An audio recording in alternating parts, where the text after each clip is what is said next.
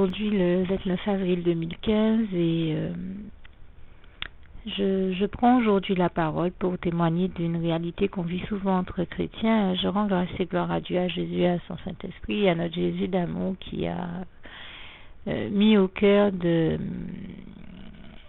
beaucoup d'entre nous de respecter sa parole et de respecter ce qu'il nous dit, notamment dans Jean 13, versets 34 à 35, quand il nous invite à nous aimer les uns les autres.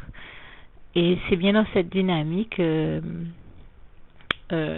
beaucoup d'entre nous sommes, et tant mieux. Et je viens par ce propos-là inviter et encourager tous ceux pour qui c'est le cas à persévérer dans leur marche par la foi avec et pour Jésus-Christ, mais aussi dans leur communion fraternelle, et à persévérer, à être sincère et dans l'amour véritable avec tous nos frères et sœurs en Christ. C'est la dynamique dans laquelle nous sommes, dans laquelle le Seigneur nous invite à être aussi en Éphésiens 4. Je vais, pour être large, je dirais du verset 11 à 16, mais le Seigneur nous invite à rester dans cette unité de la foi en Jésus-Christ, ce qui implique aussi de continuer à nous aimer les uns les autres, nous entraider les uns les autres, et à vivre en paix et en harmonie les uns avec les autres, et notamment entre frères et sœurs en Christ, à plus forte raison entre frères et sœurs en Christ. Je viens ici tenir ce propos-là qui peut paraître évident, d'une grande évidence ou anodin à certains, mais c'est pas d'une si grande évidence que ça, parce que si je prends le temps d'en parler pour vous donner et illustrer mon propos, vous donner un exemple et illustrer mon propos, pour vous démontrer que ce n'est malheureusement pas toujours le cas parce que certains se laissent aveugler par le diable, eh bien, je vais vous donner l'exemple de ce que j'ai vécu il y a quelques jours, où je discutais avec un frère en Christ. Je crois que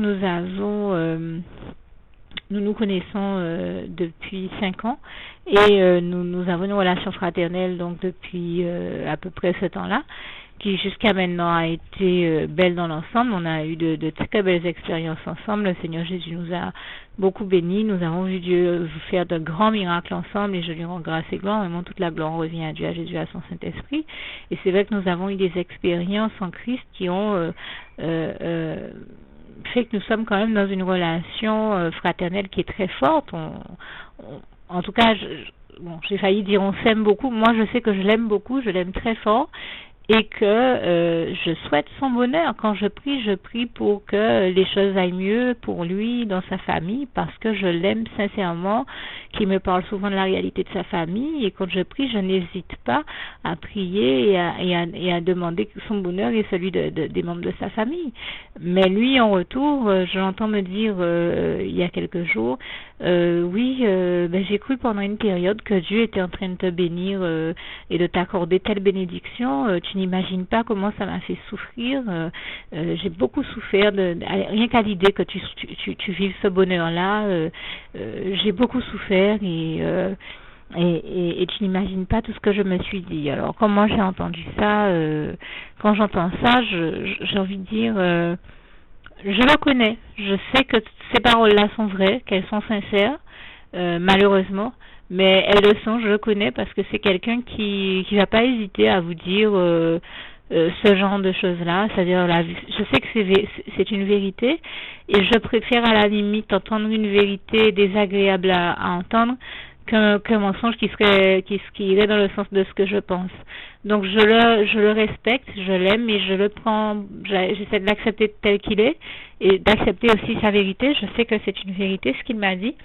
Malheureusement, donc vous voyez l'importance du propos que je tenais en amont, à savoir qu'il est important que nous ne perdions pas de vue que nous sommes censés rester dans l'amour les uns des autres.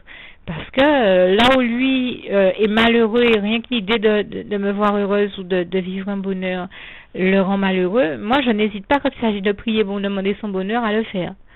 Donc il y a quand même il y a quand même matière à s'interroger sur le comportement des uns et des autres. Moi je sais que je l'aime sincèrement, que je lui souhaite le meilleur, je lui souhaite tout le bonheur qu'il peut expérimenter, et ça me rendrait heureuse de le voir heureuse.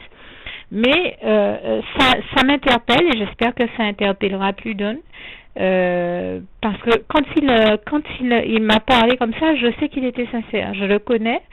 C'est le genre de personne à vous dire oui, tu m'as appelé hier soir, Il était question qu'on s'entende, ouais, je sais, mais bon, j'étais chez moi, mais j'étais pas d'humeur à répondre, donc j'ai bien vu que tu m'as appelé, mais j'ai choisi de ne pas répondre. Et j'ai choisi de ne pas répondre, pas parce que tu m'embêtes ou qu'on a un problème, mais parce que j'étais pas d'humeur, ou voilà, ce genre de choses-là. Et à la limite, comme je dis, je l'accepte dans ce qu'il est.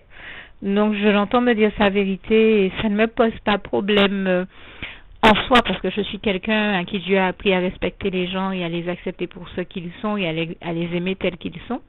J'ai envie de dire, même la fois où il m'a dit ça, ça aurait pu m'embêter, mais dans mon cas, ça a même été très libérateur parce que je me demandais s'il n'y avait pas eu un autre problème qui se passait, et j'ai même préféré l'entendre me dire que c'est parce qu'il n'était pas d'humeur, qu'il n'a pas décroché, que quelque chose d'autre qui aurait été plus grave. Donc je ne l'ai pas mal pris, mais je sais que quelqu'un d'autre aurait pu très mal prendre et ces réponses-là et celles dont je parlais tout à l'heure, le fait d'entendre quelqu'un pour qui vous priez, pour qui vous demandez du bonheur, vous dire que en quelque part lui l'idée même que vous soyez que vous expérimentiez le bonheur le fait souffrir. Alors je veux dire, il faut que nous soyons vigilants quand même, parce que je vais être très claire, c'est quand même des comportements et des attitudes qui ne sont pas de Dieu. C'est-à-dire que personnellement, Dieu ne m'a jamais appris tout ça. J'ai l'habitude de dire que je rends grâce et gloire à Dieu pour la bonne éducation qu'il m'a donnée. Je dois reconnaître que ça fait partie de l'éducation que j'ai reçue de mon Dieu. L'Éternel, notre Dieu, est notre tendre Père céleste, et comme tout Père, il nous donne une éducation, et je l'en remercie encore pour ça. Il m'a appris à aimer les gens et à souhaiter leur bien, leur bonheur. J'ai trop l'habitude de dire que servir Dieu, c'est servir la cause du bien, du bonheur, de la paix, de la joie, de l'amour, de la lumière, de la justice de Dieu, de toutes les bonnes valeurs et notions que nous connaissons de la vie. Et j'en remercie encore ici Dieu et je lui en rends grâce et gloire. J'ai trop l'habitude de le dire pour ne pas le considérer et le pratiquer au quotidien dans ma vie. Ça fait partie de ma vie et de souhaiter du bonheur aux autres, de souhaiter le meilleur aux autres. Et Dieu m'a bien démontré comment chaque existence est unique et comment dire ça, exceptionnelle, particulière, et je veux dire comment chacune de nos vies étant différente d'une autre, en clair, le bonheur de quelqu'un d'autre n'influe pas sur le mien, ni son bonheur, ni son malheur. J'ai le fait que mon voisin ou ma voisine d'en face ou d'à côté ou de je ne sais pas d'à 10 kilomètres soit heureuse ou malheureuse, malheureusement ou heureusement, ça ne change pas mon quotidien, ma réalité, et ça n'empêche pas mon bonheur, comme ça ne peut pas non plus le faire, je veux dire, ni non plus faire mon malheur. Je veux dire, Dieu m'a appris j'ai envie de dire, je dis ça de cette manière-là pour parler un petit peu plus crûment, mais pour vous faire comprendre ma pensée. Il m'a appris à m'occuper de mes oignons. Ce qui se passe dans la vie de quelqu'un d'autre n'a pas à influer sur ma vie, n'a pas à influencer ma vie, ni mon bonheur, ni mon malheur. Donc, je ne vois pas pourquoi quelqu'un peut tenir ce type de propos-là. Je veux dire, encore moins quand il s'agit, encore moins quand on est dans le cadre d'une relation de frère à sœur en Christ. Nous sommes censés nous épauler les uns les autres, nous aimer les uns les autres, donc nous soutenir les uns les autres, nous entraider les uns les autres, nous épauler les uns les autres également, et je ne vois pas pourquoi, comme dans ce que je suis en train de dire, moi je lui souhaite bien du bonheur, et son bonheur n'a pas à me rendre malheureux ou heureux. C'est pas le bonheur des autres ou leur malheur qui fait le mien. Donc en aucun cas on a à tenir ce type de propos-là. Je me dis, il faut mettre les choses à leur place. Et moi, je sais que s'il vivait le bonheur qu'il a pensé que j'allais vivre et qui le rendait malheureux, à l'idée même que je sois heureuse, il en était malheureux. À l'idée même que je vive ce bonheur-là, il en était malheureux. Moi, je n'ai jamais été dans ces pensées-là pour personne, et encore moins quelqu'un que j'aime, ni en amitié, ni en amour, ni fraternellement. Et je me dis, mais fraternellement, comment on peut être dans ces dynamiques-là? Alors que c'est quelqu'un qui me dit qu'il n'a aucun problème avec moi. Donc, il faut être clair et net. J'y vois, j'ai pris le temps de parler de ce type de cas pour inviter tous ceux qui vivent aussi ce type de situation-là à bien voir que quand on est dans ce type de pensée, que le bonheur des autres Rien qu'à l'idée que l'autre soit heureux, on en souffre. Ça, c'est le diable qui conduit les gens à être dans ce type de pensée. C'est ça que je veux dire. Je veux dire ici, faites attention, là encore, à ne pas vous laisser aveugler, égarer et manipuler par le diable dans ces choses-là. Vous pouvez pas avoir un frère ou une sœur en Christ, prétendre l'aimer et en même temps souhaiter son malheur ou encore être malade ou malheureux à l'idée de son bonheur. Ce n'est pas normal, ce n'est pas de Dieu. Moi, ce n'est pas ce que Dieu m'a appris à vivre et même que parce que je souhaite le bien des autres, eh bien, très souvent, je me retrouve à faire ce que je peux pour humblement mettre ma main dans la main de Dieu pour le favoriser, les y aider et les aider à l'atteindre. Comme j'ai eu l'occasion d'écrire sur l'un des panneaux que le Saint-Esprit m'a inspiré de créer, le plus grand des bonheurs, c'est de mettre notre main dans la main de Dieu pour donner à d'autres avec lui du bonheur. Donc, si j'ai écrit ça, c'est quand même que, si j'ai pris le temps d'écrire ça, de créer un panneau pareil, c'est quand même que, au quotidien dans ma vie, c'est quelque chose que j'expérimente, que je vis avec le Seigneur et toute la gloire lui revient. C'est encore l'occasion pour moi de vous témoigner que Dieu est le meilleur et qu'il fait toujours tout pour nous donner la meilleure qualité de vie, permettre que nous vivions la meilleure vie que possible et que nous expérimentions véritablement le bonheur. Il fait tout pour notre bonheur, il fait tout pour nous faire vivre et expérimenter le meilleur et le meilleur des bonheurs, le plus grand des bonheurs. Déjà, lui, servir Dieu, lui appartenir et le servir, être avec lui, être dans les bras d'amour de Jésus, c'est le plus grand de tous les bonheurs qui soit, et je lui rends grâce et gloire encore ici. Donc, il nous apprend à être dans une dynamique comme je le disais tout à l'heure, de servir la cause du bien et de servir la cause du bonheur aussi. Donc, je me dis, mais comment est-ce que, donc on est censé souhaiter le bonheur de nos frères et sœurs en Christ, certainement pas leur malheur. Comment est-ce que on peut être dans une dynamique où on dit ça à quelqu'un d'autre, et la personne qui m'a dit ça, mais du fond du cœur, je lui souhaite de vivre enfin le bonheur et de vivre le meilleur, parce que je suis l'une des personnes avec qui, quand ça ne va pas, je suis l'une des personnes qui l'appelle, avec qui il discute, et du fond du cœur, quand il est embêté, ben, j'ai de la compassion pour lui, je prie pour lui, je prie pour que le Seigneur arrange ce qui lui pose problème dans sa vie et qu'il retrouve le bonheur, la sérénité, la paix en Christ. Je lui souhaite toutes ces choses-là du fond du cœur. Donc je me dis, mais comment et pourquoi il peut être dans cette dynamique-là? Ce n'est quand même pas logique. Et donc ça m'a amené à me dire, mais puisque c'est une réalité que je vis, ben, ça me donne l'occasion, moi qui suis chrétienne, d'inviter d'autres frères et sœurs en Christ chrétiens comme moi à ne surtout pas aller se laisser aller à rentrer dans ce type de dynamique qui sont des dynamiques du diable et certainement pas de Dieu. Dieu nous invite à tout faire pour le bien et le bonheur de nous-mêmes et des autres, le bonheur de notre prochain ou d'autrui, et aussi à ne surtout pas faire aux autres ce qu'on ne voudrait pas qu'ils nous fassent.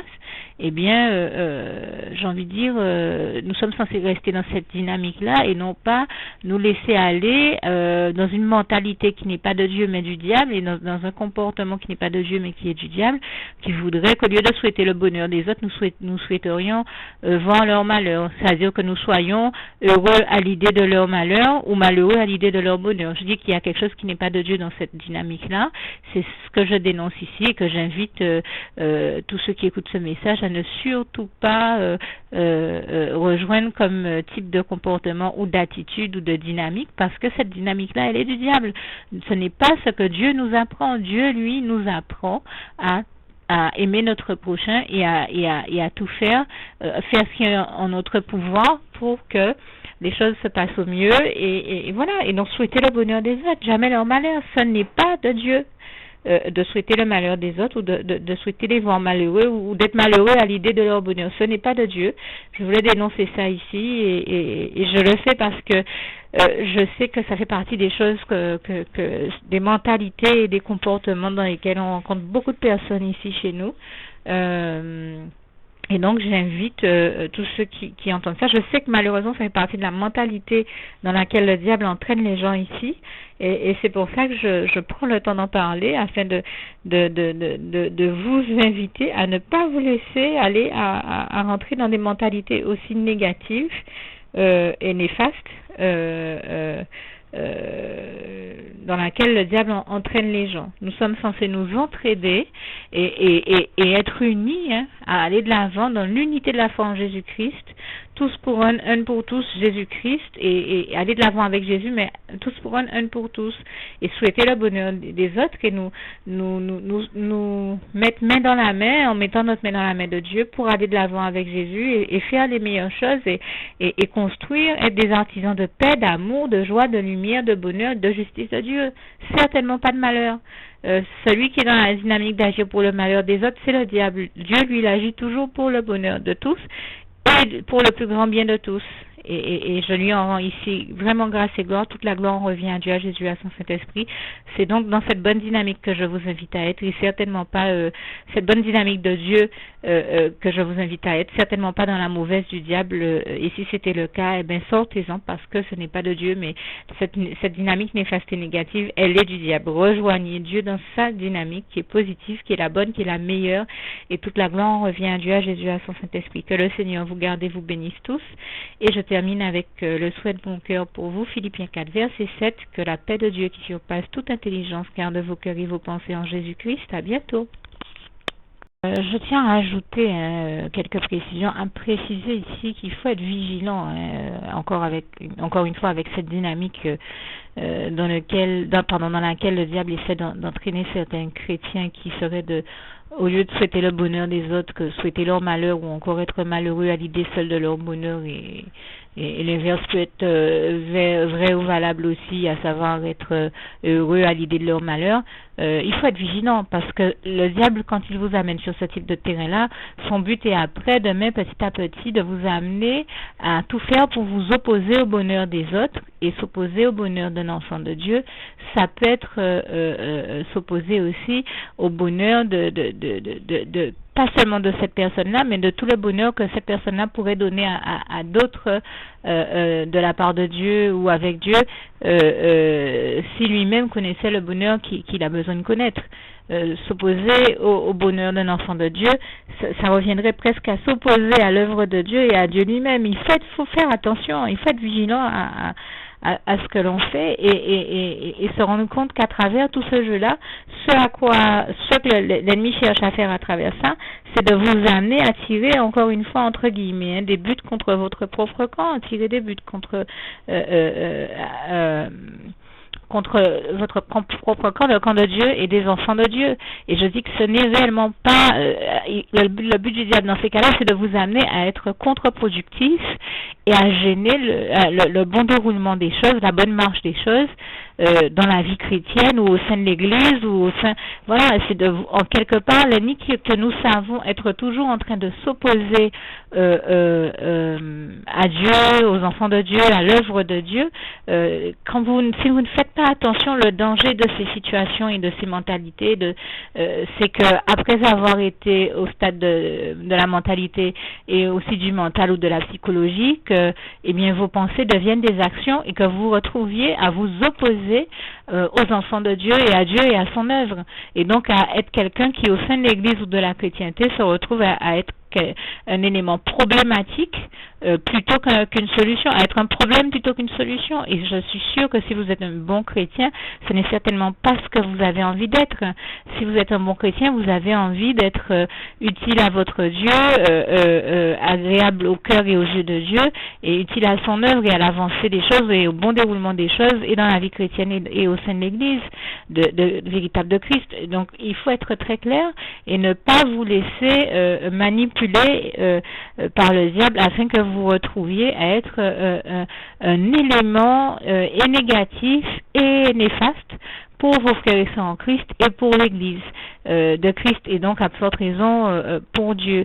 Ne vous laissez surtout pas utiliser et manipuler par le diable au point que vous deveniez quelqu'un qui pose problème, qui est problématique et qui empêche la bonne marche, le bon déroulement des choses et leur avancée et dans la chrétienté et au sein de l'Église, parce que là après, eh bien, vous vous retrouvez à être totalement contre-productif, totalement à être dans quelque chose qui est l'inverse de ce dans quoi vous devriez être, l'inverse d'une dynamique chrétienne. Et ça, je crois que là, si si vous laissez le diable vous utiliser, vous manipuler au point que vous en arriviez à ça, eh bien, en effet, là où celui qui était dans la dynamique de ne pas souhaiter le bonheur des autres ou d'être malheureux à l'idée seule du bonheur des autres, eh bien, lui, il se retrouve à expérimenter des choses qui, à ce moment-là, ne sont plus très heureuses et encore à souhaiter le malheur des autres ou à estimer ou à rendre les autres responsables de son malheur. Et là, c'est comme ça qu'on se retrouve avec des personnes qui malheureusement sont en train de tourner en rond et ne comprennent pas le cercle vicieux dans lequel l'ennemi les entraîne. Et encore une fois, l'ennemi est vicieux et pervers. Ne vous laissez pas entraîner dans ces dynamiques vicieuses et perverses et dans ce genre de stratégie qu'il a pour attaquer l'Église de Christ et les chrétiens et la vie chrétienne et la bonne marche des choses au sein de la vie chrétienne et de l'Église de Christ. Parce que toutes ces choses-là, ces dynamiques-là ne sont pas de Dieu. Ça ne peut être que le diable qui agit comme ça pour le malheur des autres, alors que Dieu, lui, agit toujours pour le plus grand bien et le bonheur de tous. Et je lui rends grâce et gloire. Vraiment, toute la gloire en revient à Dieu, à Jésus, à son Saint-Esprit. Donc, encore une fois, dites non au diable et toujours oui à Dieu, à Jésus-Christ et à son Saint-Esprit. Que Dieu vous garde et vous bénisse tous. À bientôt. Essentiel, en fait, ce que j'ai voulu dire, c'est que il nous faut être vigilants et tout faire pour que l'ennemi ne nous utilise pas pour s'opposer ou s'attaquer à un chrétien, puisque quand il le fait, on pourrait résumer en disant que ça revient à dire que s'attaquer ou s'opposer à un chrétien, c'est aussi s'attaquer et s'opposer à l'œuvre de Dieu l'œuvre qu'accomplit Dieu à travers lui et à travers sa vie. Juste une petite précision pour tous ceux qui ne sont pas encore, qui n'ont pas encore choisi la meilleure des options qui soit, qui est celle d'aller se placer, de faire le choix à soi-même, d'aller se placer dans les bras d'amour de Jésus-Christ, pour se mettre à l'abri de ce monde cruel. Eh bien, je partage avec vous la prière par le biais de laquelle on y accède. Et commence par vous rappeler également ce passage de Jean 14, verset 6, où il est écrit que Jésus-Christ est le chemin, la vérité et la vie. Nul ne vient au Père, Dieu, sans passer par le Fils Jésus-Christ, bien sûr. Je le dis à ma manière, vous regarderez comme il est textuellement écrit dans vos Bibles, là encore.